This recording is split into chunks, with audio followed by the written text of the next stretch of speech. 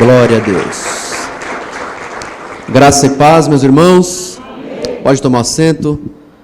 Que alegria poder voltar aqui, rever o meu grande amigo, pastor Diego, sua família, rever os amados irmãos, pastor Paulo, enfim. Estou muito feliz em poder estar aqui nesta manhã com vocês. E hoje vim acompanhado da minha amada, né? Minha esposa está ali, Midian. Minha filhinha, Merabe, que é linda. Pastor, por que ela é linda? Porque puxou a mãe, né? Não é? Que livramento, né, pastor? Puxasse o pai, estava perdida, né? Ah, que benção, Merabe. Está ali, ó. Meu amigo Emerson também que nos trouxe. Meu amigo ali, o irmão amado, querido. Esse é demais. Irmão Márcio, responsável por todas as minhas mídias sociais. Meu site foi ele que fez, meu Instagram. Enfim, tudo que é mídia, meu amigo responsável veio aí hoje aí prestigiar também o lançamento do meu livro. Estou muito feliz de coração. Amados, eu quero compartilhar... Ah, meu irmão também está ali, meu irmão caçula, o Lucas, né? Meu irmãozinho caçula, que é caçula, mas já passou o irmão na altura, né? Uma bênção de Deus. Queridos, e no cabelo também. O pastor Diego é uma figura.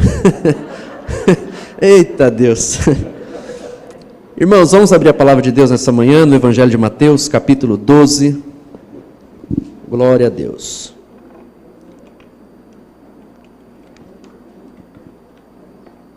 Mateus capítulo 12.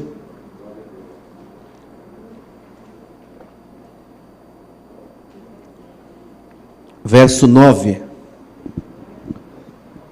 Mateus capítulo 12, versículo 9. Os irmãos da internet também, Deus abençoe todos vocês que estão online, participando, que Deus possa falar com vocês também. Mateus capítulo 12, verso 9, nós vamos ler até o verso 13. Quem encontrou, diga amém. E partindo dali, chegou à sinagoga deles, e estava ali um homem que tinha uma das mãos mirrada. E eles, para acusarem Jesus, o interrogaram, dizendo: é lícito curar nos sábados? E ele lhes disse: qual dentre vós será o homem que, tendo uma ovelha, se num sábado ela cair numa cova, não lançará a mão dela e a levantará? Pois quanto mais vale um homem do que uma ovelha. É, por consequência, lícito fazer bem nos sábados. Então disse àquele homem: estende a mão. E ele a estendeu e ficou sã, como a outra. Glória ao nome de Jesus. Meus irmãos, eu quero falar um pouco essa noite, nessa manhã, com vocês, acerca da restauração da dignidade humana. Eu quero falar nessa manhã sobre a restauração da dignidade humana. Há um dito popular que diz que o trabalho, ele dignifica o homem, não é? O trabalho dignifica o homem. Por quê? Porque um homem que trabalha, ele é digno. Logo, quem não trabalha, ainda que não queira, venha a se sentir uma pessoa indigna. Porque o trabalho, de fato, ele dignifica o homem.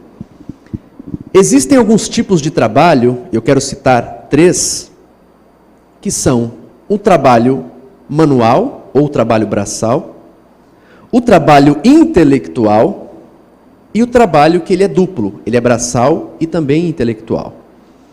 Exemplos de trabalho braçal: alguém que trabalha, por exemplo, na construção civil, ele trabalha muito mais com o braço.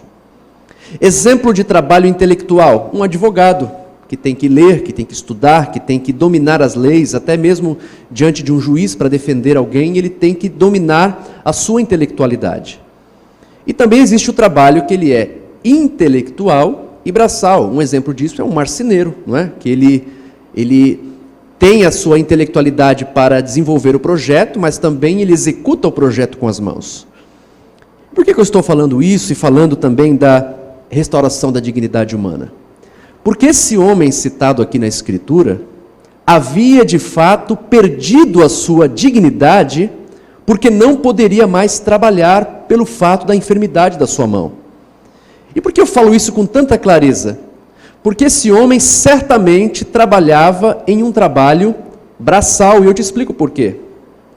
não poderia ser um trabalho intelectual, porque no tempo em que esse texto foi escrito, trabalho intelectual era para escribas, que interpretavam a lei, e também eram para políticos, senadores romanos, não é? Trabalhavam mais com a intelectualidade do que com a mão. Ele também não era um trabalho intelectual e braçal, que também se aplicava-se aos escribas, porque embora eles interpretassem a lei usando a intelectualidade, eles precisavam da mão para escrever nos rolos de pergaminho. Então só restou um trabalho para esse homem braçal. Então ele era um trabalhador, talvez um trabalhador rural, não sei, a Bíblia não fala. Ora, se ele tinha o trabalho braçal para fazer, naturalmente ele estava impossibilitado diante da sua dignidade. O curioso, irmãos, é que a palavra dignidade, ela vem do latim dignitate, significa honradez, virtude e consideração. Ou seja, uma pessoa que não tem dignidade, ela não tem honra, não tem virtude e não tem consideração. E quando eu digo aqui que o trabalho dignifica o homem e alguém que não trabalha, ainda que não queira, se sinta indigno, não me refiro aqui a uma pessoa trabalhadora que está desempregado, não estou dizendo isso. Eu estou dizendo que você que depende do trabalho para sustentar a tua casa, teus filhos, tua família, automaticamente, se falta esse trabalho, você automaticamente se sente indigno, não por ser uma pessoa má ou coisa do tipo, não, é porque você se sente, na verdade, um inválido, e só quem passou por esse drama, talvez de um desemprego, ou está passando por isso, sabe a tristeza que é. E esse homem, então, passa por essa prova, por esse luto, né, vamos dizer assim, e acontece que o texto inicia de uma forma muito clara e objetiva, no verso 9, dizendo assim, e partindo dali quem? Jesus, ou seja, se Jesus parte de algum lugar, refere-se que ele está saindo de algum lugar e indo para o outro lugar, isso fala de movimento. A notícia boa para nós nessa manhã, embora você possa estar passando um momento difícil, o nosso Deus sempre vai estar em movimento. Você sempre vai ver Jesus em movimento. Quando você abre a Escritura, você vai ver Jesus levantando as pessoas enfermas, movimento. Você sempre vai ver Jesus curando alguém, movimento. Você sempre vai ver Jesus expulsando o demônio, movimento.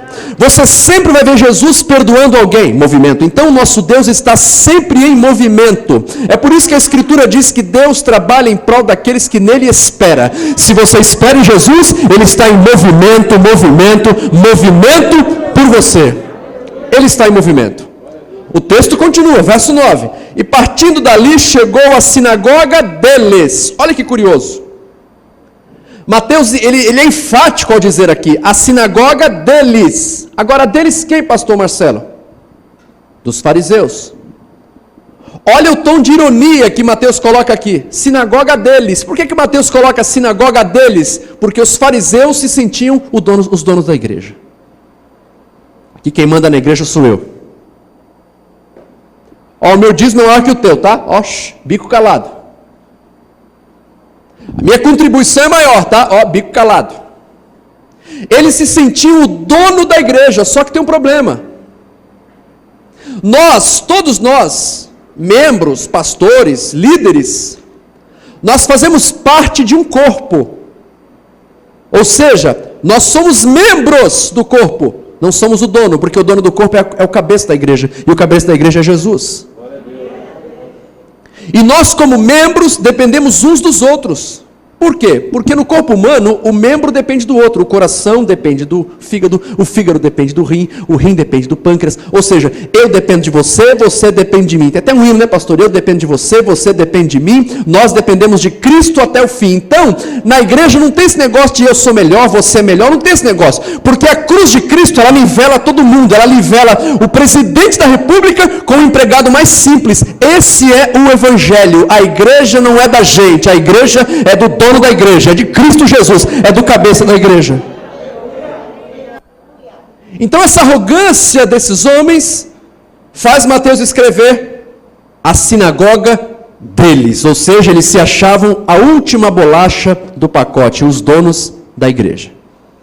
E esses caras que se achavam os bambambãs do tempo, do tempo de Jesus, se achavam a última bolachinha do pacote, eles sempre tentaram pegar Jesus na curva. E Jesus entra na sinagoga e eles falam, hoje nós vamos pegar esse cara.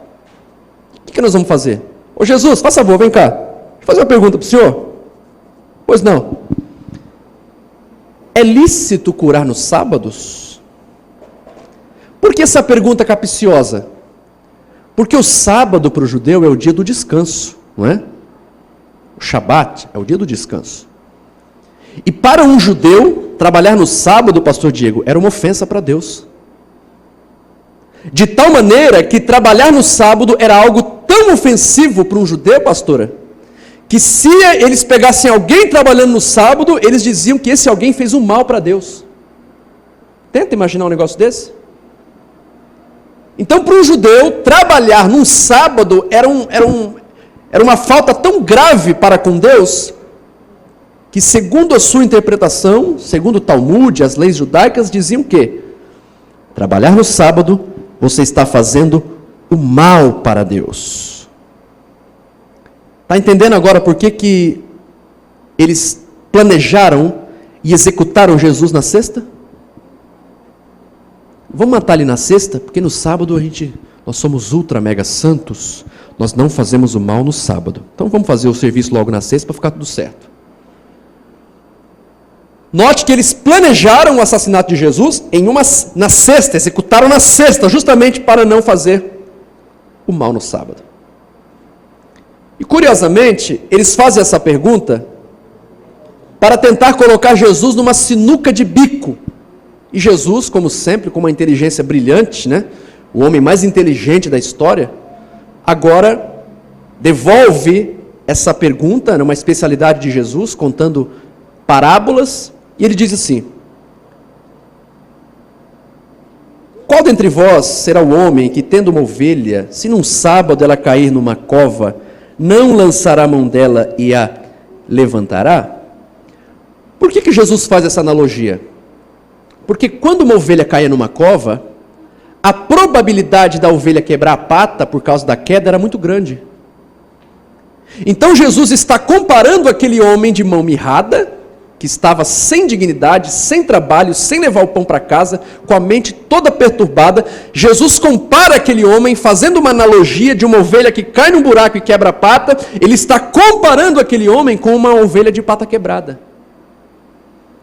Ele está dizendo, essa ovelha está com a mão mirrada, ela está com a pata quebrada, e eu vim aqui para restaurar a dignidade dessa ovelha. Quando Jesus chama aquele homem e fala assim, meu filho, vem cá, estende a tua mão, diz a Escritura, que quando ele estende a mão que estava toda enrugada, toda mirrada, começa a ganhar vida e fica sã como a outra. Olha que coisa maravilhosa. Sã como a outra, ou seja, Deus traz em pé de igualdade. Ele está dizendo, meu filho, agora você vai voltar a ter dignidade, agora você vai voltar a trabalhar.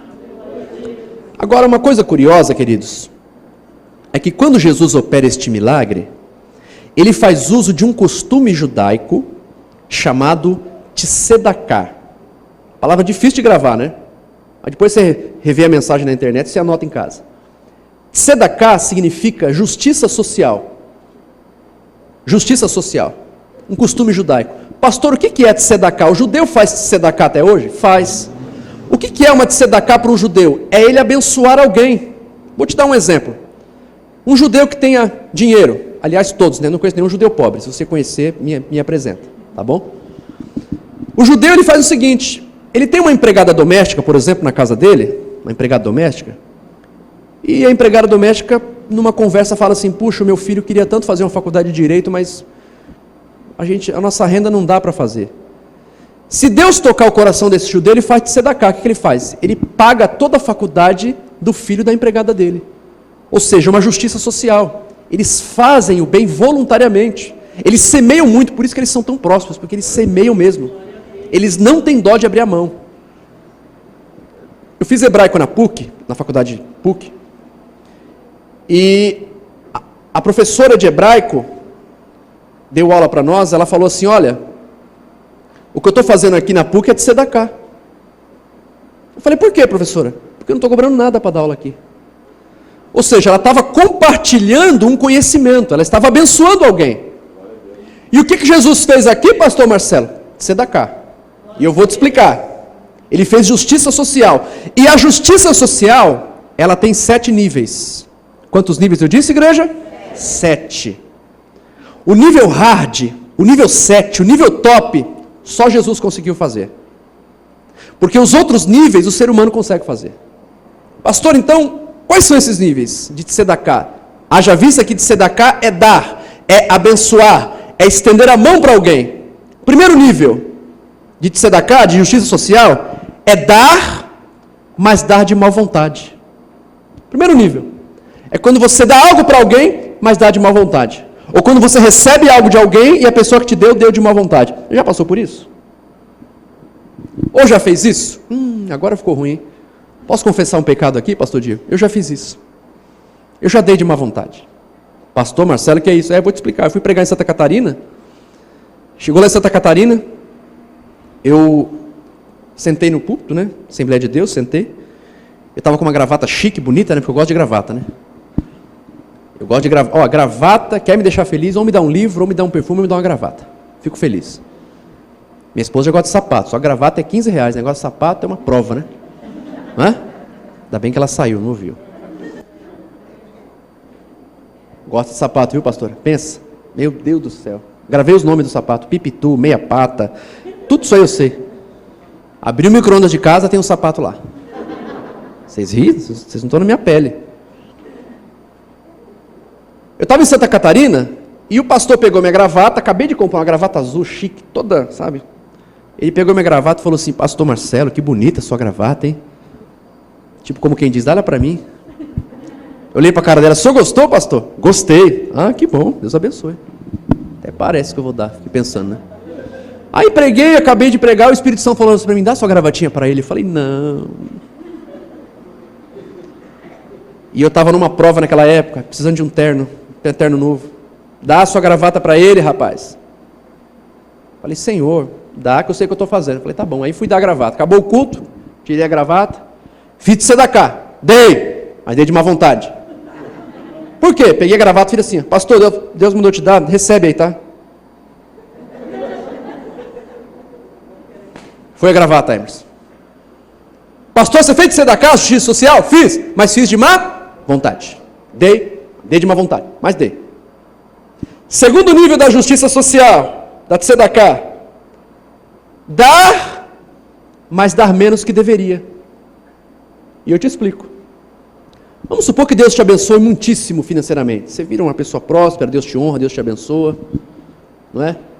Aí você sabe que tem um irmão na igreja, ou na parentela, em qualquer lugar. Estou citando igreja porque nós estamos entre irmãos aqui. Você sabe que o irmão está desempregado.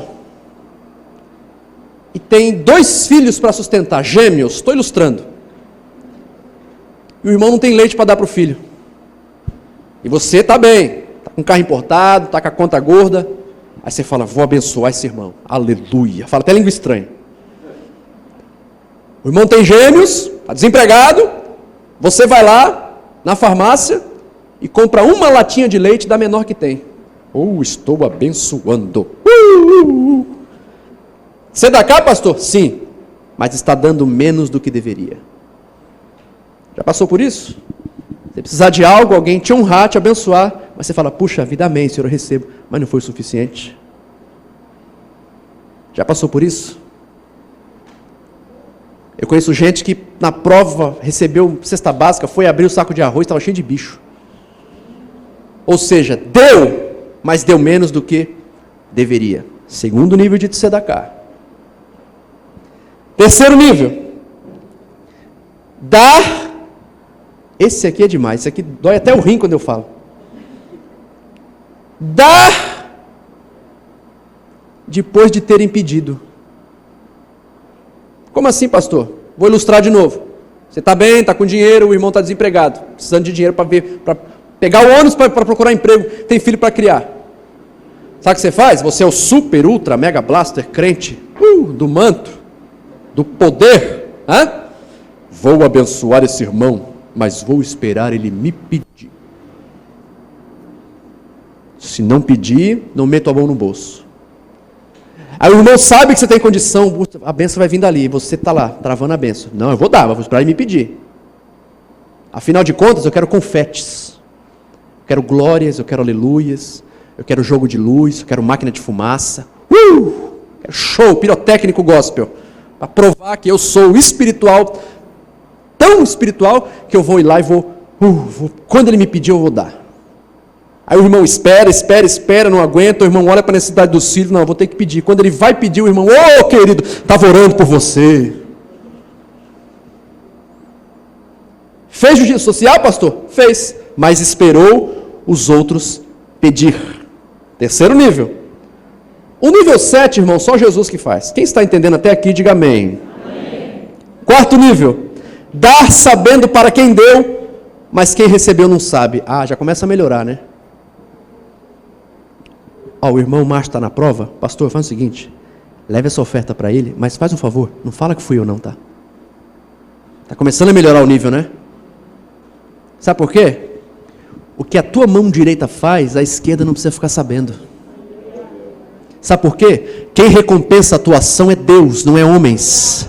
Nós não precisamos de confete, nós não precisamos de holoforte, nós não precisamos de show pirotécnico, nós precisamos da graça bendita de Deus na nossa vida, só isso, só isso. Então quando você for abençoar alguém, não joga confete, não faz isso não.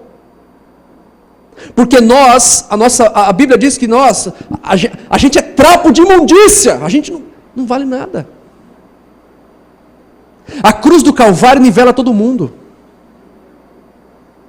A sepultura nivela todo mundo desce. O rico, o pobre, o branco, o negro, o brasileiro, o asiático, o americano, todo mundo, a cruz nivela todo mundo. Nós não precisamos fazer alarde quando fazemos algo para alguém, porque quem nos recompensa é Cristo Jesus, o Senhor dos exércitos, o nosso Deus.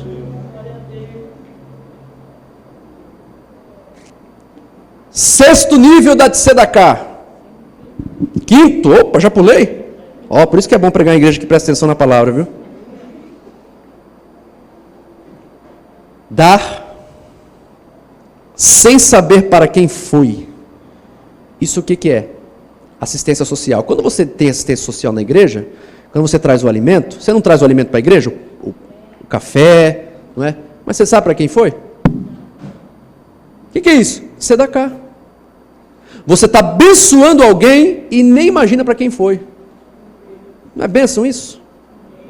Você acha que nós precisamos aparecer? Por isso que eu amo a Escritura. Que eu diminua, que Cristo apareça. Cristo apareça. Não preciso. Agora sim, quinto, né? Sexto nível da Tzedaká. Dar. Esse aqui é lindo, esse aqui merece um glória a Deus. Dar. Antes que seja pedido. Amado, se Deus prosperar você, e eu estou profetizando aqui, e Deus está tocando no meu coração, dizendo, vai prosperar muita gente aqui. Recebe. Só que é o seguinte, tá? Pega essa palavra profética. No dia que Deus prosperar você, não encolha a tua mão, para que a tua mão não se torne mirrada. Dar, antes que seja pedido. Quando você vê alguém na prova, irmãos, não espera pedir não. Socorre alguém. Quando você vê alguém precisa, pastor, mas eu não tenho dinheiro para dar, eu também estou na prova, mas você não pode socorrer a pessoa com uma palavra, com uma oração? Às vezes nós precisamos muito mais de oração do que de dinheiro. Às vezes tem alguém na tua família que está com a conta gorda, mas está sem Jesus. Às vezes tem alguém na tua parentela que está com um carro importado, que não sabe onde enfiar dinheiro mais, mas não dorme de noite. E você precisa fazer de Tzedaká. Antes que ele te peça, você vai lá, ora, jejua, abençoa, leva um livro, leva uma Bíblia, presenteie, faça alguma coisa para tirar alguém do buraco, para tirar a ovelha que está com a pata quebrada dentro do buraco. Quem está entendendo o que Deus está falando aqui? A palavra de Deus é tão poderosa que às vezes, mesmo que você não tenha recursos para abençoar alguém, uma palavra que você dá, você pode mudar o dia de alguém. Não é, pastor? Vou dar um exemplo aqui. Minha esposa está aqui. Alguns anos atrás, Deus recolheu minha sogra, mãe da minha esposa. E eu me lembro que ela estava no hospital, nós estávamos num momento extremamente difícil, câncer terminal. Meu sogro com a cabeça desse tamanho, imagina, 42 anos de casado, né? Uma vida inteira. Até hoje, irmãos, até hoje meu sogro, se alguém encontrar ele na rua e pergunta da esposa dele, ele chora. Então nós estávamos passando um momento de extrema dificuldade emocional. Eu me recordo que eu estava dentro do carro com meu sogro, não sei o que a gente foi fazer lá em Santo André. E aí o meu amigo que vai pregar aqui à noite, o reverendo Marcelo de Oliveira, me ligou. E ele falou para mim assim: ô pastor Marcelo, como é que tá? Eu falei: irmão, tá aí mais ou menos, né? Tô chateado aí, minha sogra beira da morte lá, tá meio complicado. Ele falou assim: ô pastor Marcelo, eu vou te dar só uma palavra. Salmo 57, verso 1, a parte B. Então pode falar, pastor Marcelo. Senhor, eu me acampo debaixo das tuas asas, até que passem as calamidades. O que ele fez? Tzedaká. Foi uma palavra que animou o meu dia. Você sabia que tem alguém na tua família que pode estar precisando de uma palavra sua? Pode estar precisando de uma tzedaká sua? Não apenas da sua contribuição financeira, do teu socorro, mas de uma palavra de ânimo, como que você pode pegar na mão dessa pessoa e falar: levanta, Deus vai te honrar, Deus vai te colocar de pé, Deus vai te sustentar, você vai conseguir, Deus vai levantar você.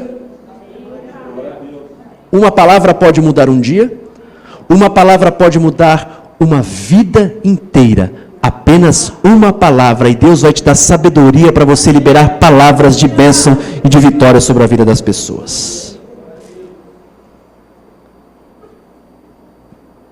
O 7º nível de tzedaká, só Jesus conseguiu fazer, não é? Porque os níveis são interessantes, né? Dá, mas dá de má vontade, dá antes que alguém te pede, dá depois que alguém pede, dá sem saber para quem foi. Você dá, mas às vezes esse dá não agrada a Deus, embora você esteja abençoando a pessoa. Agora, quando Jesus opera esse milagre, ele manda o homem estender a mão mirrada e devolve para ele a dignidade, porque ele não poderia mais trabalhar. O nível máximo de tzedaká foi Jesus que fez. Por que, pastor? Porque esse nível é dar, meu Deus, e prover meios para que a pessoa que recebeu nunca mais precise novamente. Eu vou te explicar. O nível máximo da justiça social, da tzedaká de Jesus, é dar e prover meios para que aquela pessoa não precise pedir novamente. Como assim, pastor? Eu te explico. Meu filho, qual é o teu problema? É a mão. Deixa eu ver a tua mão. Estendeu. Qual é o teu problema? Estou me sentindo indigno. Por quê? Não posso trabalhar. Não posso levar pão para casa. Estou à beira de um colapso emocional. O que o senhor vai fazer? Vou curar para que você volte a trabalhar e nunca mais peça nada a ninguém, porque o que eu faço é completo, eu não faço nada pela metade. Quando eu abençoo de uma forma completa. Sabe o que Deus está falando para nós essa noite? Quando Ele abençoar você no teu propósito, não vai ser pela metade, porque Deus não faz nada pela metade. Pastor, eu estou orando pela cura. Queridos, não existe meia cura, existe cura completa. Pastor, eu estou orando para Deus libertar meu marido do alcoolismo. Não existe meio alcoolismo. Agora vai ser só cerveja, o uísque não tem mais, cachaça não tem mais. Não, vai libertar por completo, vai fazer um homem santo, digno de estar na presença de Deus. Quando Deus libertar o teu filho das más companhias, do baile funk, dessa coisa que não presta, não vai ser, agora ele vai no baile funk só de sexta, de sábado e domingo ele não vai mais. Não. Vai ser libertação completa, vai ser um homem de Deus, um moço crente, cheio do Espírito Santo. Quando Deus abrir a porta que você está pedindo, não vai ser aquela portinha não, Ele vai escancarar para provar que Ele é Deus de providência na tua vida. Você pode receber essa palavra ou não? Em outras palavras, confie em Jesus, Porque o nosso Deus não trabalha por nada pela metade. Ele faz tudo aquilo que Ele tem que fazer por completo na tua vida. Agora, esse nível de tzedakah que Jesus fez, né, que foi o nível completo, a gente pode avaliar aqui algumas conclusões. Por quê? Porque para receber essa bênção, esse homem teve também que tomar algumas atitudes. Os evangelhos, irmãos, são chamados de evangelhos sinóticos, porque eles são semelhantes entre si. A palavra sinótico significa semelhantes, ou seja, eles são parecidos entre si. Muito bem. Mateus, ele não registra algo muito precioso que outro evangelista registra aqui na Escritura. A Bíblia vai dizer que esse homem estava na margem. Veja bem, na margem da sinagoga. Ou seja, o culto rolando, ok? E o homem aqui, pastor Diego, ó, com a mão mirrada aqui, ó.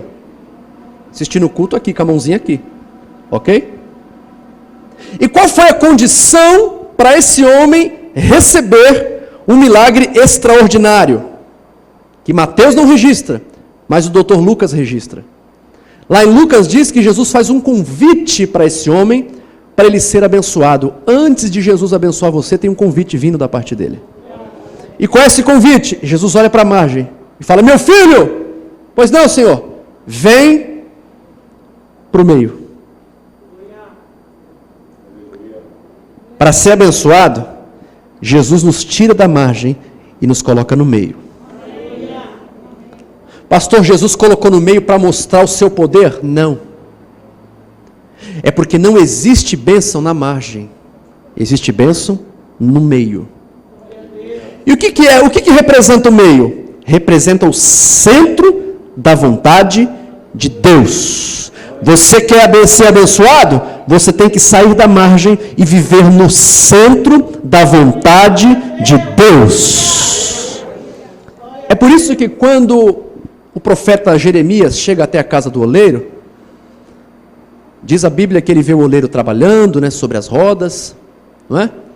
E quando um oleiro mexe o barro para fazer o vaso de barro, o que ele faz? Ele pega o barro e coloca no centro da roda.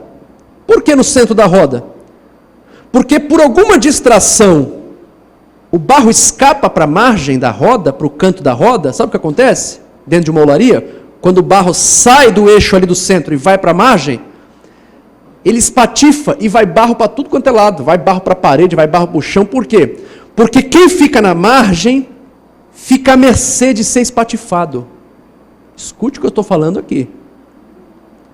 É por isso que servir a Deus também não tem que ser algo pela metade. Ou você é crente de verdade ou você não é. Porque se você fica como alguém meia boca, você fica na margem.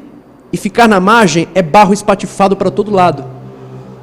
Por isso que tem pessoas que não se firmam na igreja, porque não dá um passo de fé e falam: eu vou tomar uma postura de mulher e de homem de Deus e vou ficar no centro da vontade de Deus. Toda vez que a gente vai para a margem, é barro espatifado, ou seja, saiu para a margem, não recebe aquilo que Deus tem para dar. E essa noite Deus está trazendo uma correção para nós, de uma forma clara e objetiva, dizendo o seguinte: eu vou abençoar, mas quero você no centro. Eu quero você no centro da minha vontade. Eu quero que você saia da margem e venha para o centro. Qual é a vontade de Deus, pastor? Boa, perfeita e agradável. Ficar no centro da vontade de Deus é a melhor coisa do mundo, é a melhor coisa que existe na face da terra, é a gente ficar na plenitude e no centro da grande e poderosa vontade de Deus. Sabe o que Deus está dizendo para alguém aqui? Sabe por que a bênção não chegou ainda para você, minha filha, meu filho? Por um simples motivo. Você está muito na margem. Eu quero mais compromisso.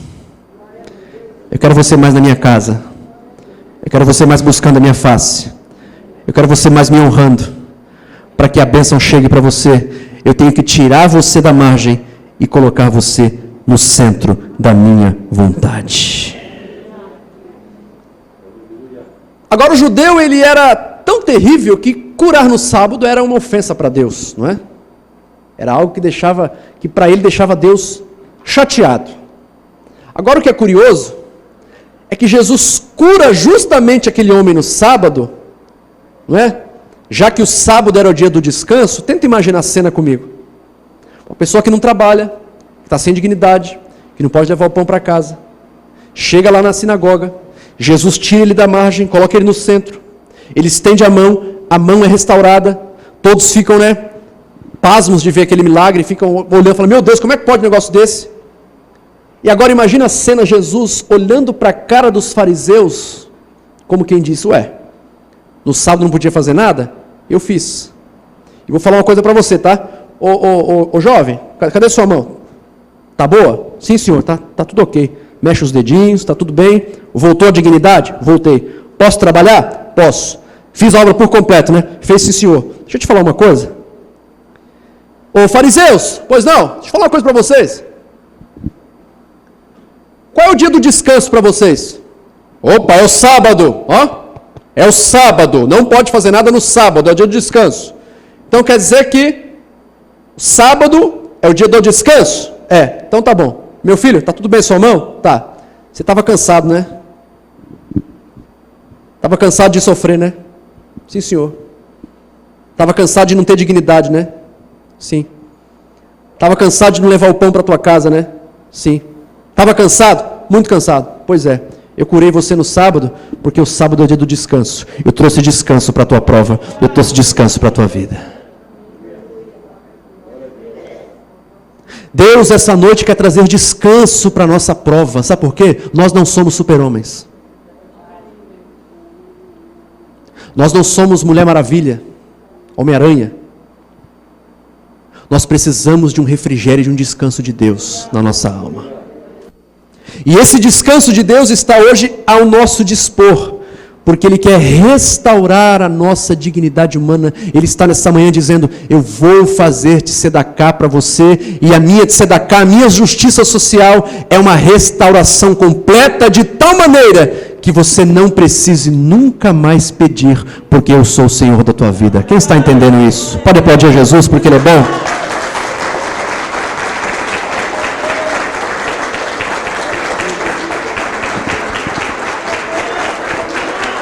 Glória a Deus. Pastor, então qual é o recado para mim essa noite? Eu não sei, não faço a mínima ideia como esteja a tua vida. Mas o recado de Deus aqui é direto e objetivo. Hoje, você e eu precisamos tomar uma postura espiritual. Precisamos tirar as rebarbas que estão impedindo a nossa comunhão com Deus. Sair da margem, deixar de ser barro espatifado e vir para o centro da vontade de Deus. Pastor, eu sou essa pessoa. Eu estou precisando cortar algumas coisas da minha vida que estão me afastando de Deus. Talvez seja uma companhia, não sei. Não estou dizendo para você ser antissocial, me entenda bem. Mas se é para destruir tua fé, se é para não agregar valor espiritual para você, é melhor que você desapegue de certas coisas. E Deus está falando com alguém aqui. Eu quero orar por você, abençoar a tua vida, mas antes eu quero fazer uma pergunta para você. Já vou encerrar minha palavra, minha participação, já vou passar o microfone ao pastor. Eu quero fazer uma pergunta objetiva aqui, para alguém que talvez andou com Jesus, caminhou com Jesus, mas por algum motivo, não me importa qual, saiu da margem. E quer voltar hoje para o centro da vontade de Deus, não apenas para ver as coisas acontecerem na tua vida como uma promessa bíblica, como uma promessa abençoadora, mas para ver realmente a mão de Deus sobre você e trazer paz novamente à tua alma. Talvez você já andou com Jesus, você já foi para o culto, já foi um crente fervoroso e hoje está na margem. Hoje você precisa voltar para o centro, tomar uma postura de campeão para ver a mão de Deus operar na tua vida. Tem alguém que está afastado e quer voltar para Jesus? Se tiver, levante a sua mão, por gentileza. Eu quero abençoar você. Ou alguém que ainda não entregou a tua vida para Jesus. Se tiver, só levantar a sua mão que eu vou abençoar você. Você tem a oportunidade hoje de sair da margem e falar, Senhor, eu não quero mais margem, eu quero ir para o centro. Não há ninguém? Curva a tua cabeça, então, eu quero abençoar você. Deus eterno, Deus vivo, em nome do Senhor Jesus Cristo de Nazaré, nós te louvamos, ó Deus, por essa oportunidade poderosa e rica que o Senhor nos deu nessa manhã. Pai, continua, Senhor, abençoando para nós, restaura a nossa dignidade, Senhor. Faz sobre nós a tua justiça social, para que nós possamos andar de glória em glória e esperar a gloriosa vinda do Senhor Jesus. Amém e amém. Mais uma vez aplauda o nome bendito de Jesus.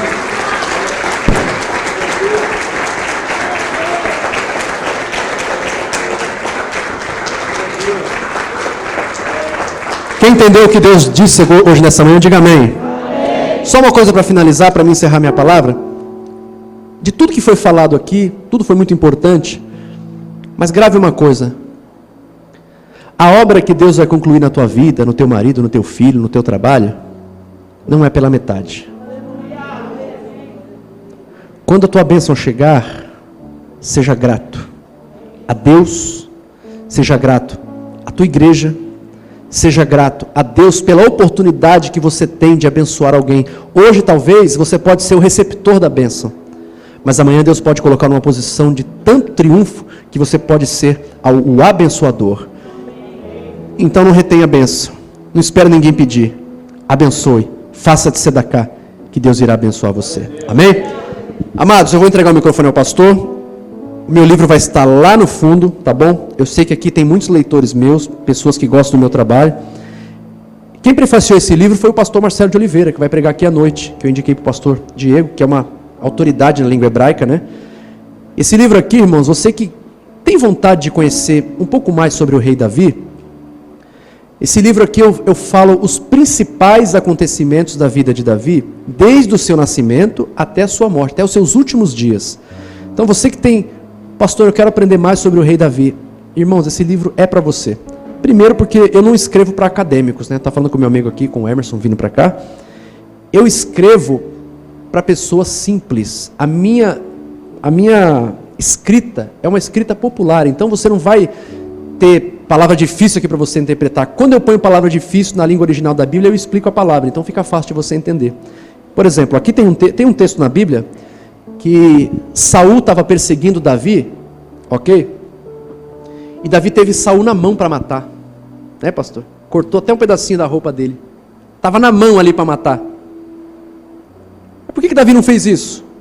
A pergunta não é nem essa, a pergunta é: como é que pode um homem que passa dentro de um acampamento cheio de soldados, armados até os dentes, os soldados dormem e nenhum soldado escuta o barulho dele passando no meio do acampamento? Como é que pode um negócio desse?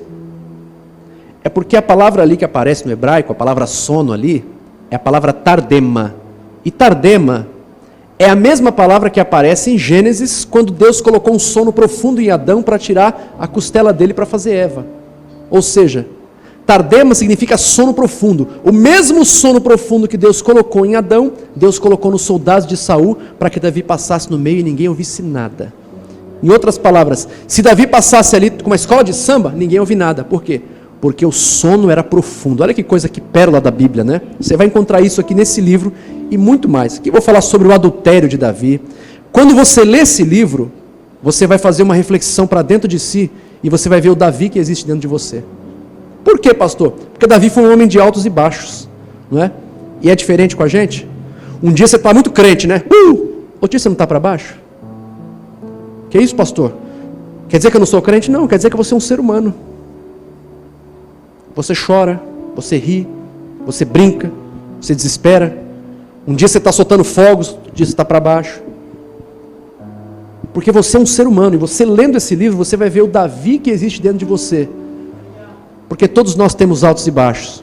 Mas a bênção grande é que Davi, embora tivesse esses altos e baixos na vida, ele sempre voltava-se para Deus, numa posição de quem está no centro da vontade de Deus.